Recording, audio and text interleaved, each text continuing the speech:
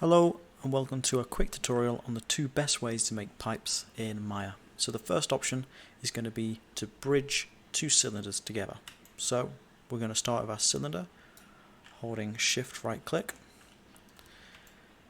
We have a 16-sided cylinder. Make sure the cylindrical roundness is a multiple of 3 or 4. You're going to delete the caps. And if we then take our cylinder and duplicate it, we're going to move it to the side, rotate it. We're going to move it up to here. Now, because we want a nice right angled pipe,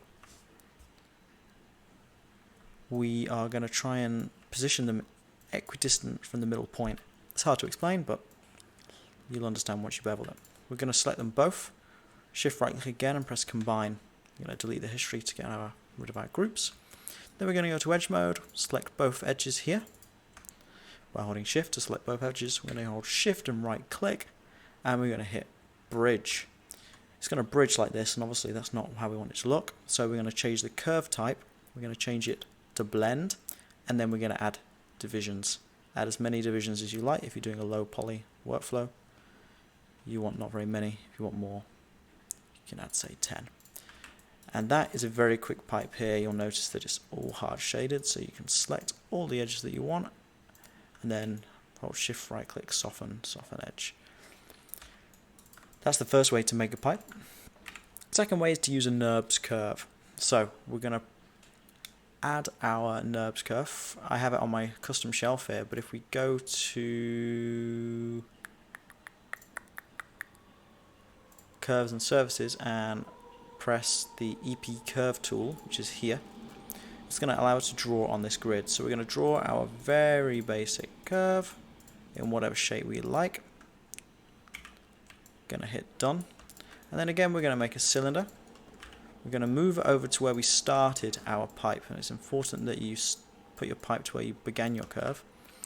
We'll scale this down this way. We're going to rotate it, and we're going to try and point it in the general direction of where our pipe starts.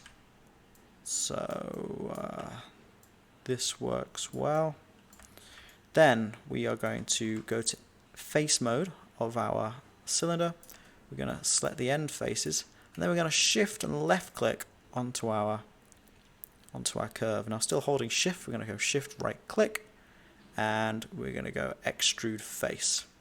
As you can see, it extrudes the face all the way to the end of the NURBS curve.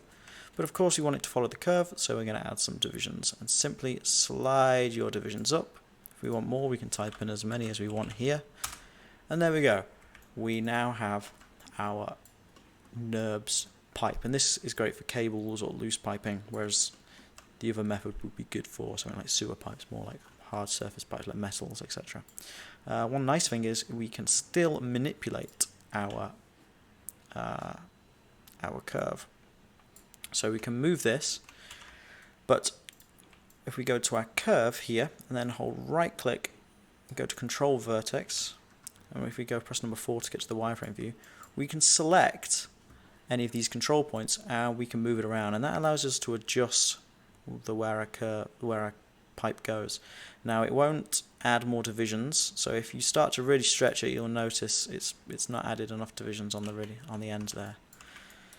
Once you're happy with your shape and you no longer want your pipe to affect your mesh, simply delete the history of your mesh by going to edit, delete by type and pressing history, or you can have it on here, and then if we move our curve it won't affect it, and you can use that for another pipe or just delete it. Now, a nice trick with any pipe is, hang on, we want our pipe to be much thinner than it is, and the best way to do that is by holding right click, vertex, selecting all of our vertexes. Now we're going to change the way our pivot, what our pivot affects, and to do that we're going to hold W, we're going to hold W down, we're going to hold left click, and it'll bring up this menu. We'll go to axis, and then we'll go to normal. So we are controlling these vertexes based on their normal. So ignore the V, ignore the U, And if we move this N up and down, you'll see it's going to make our pipe thinner and smaller. So we can make it much smaller, or we can make it much wider. Now the only problem is because we had hard edges on our end and there was a cap on the end of our pipe, we've got some mess here. Now to get back to normal mode, because you won't be able to, you'll lose your doodah, you're going to hold right click and then you go to world, or you can go to object, and there we have it. There is your pipe. Now I hope that was useful. If you've got any questions, leave it in the comment, and that's all. Thanks.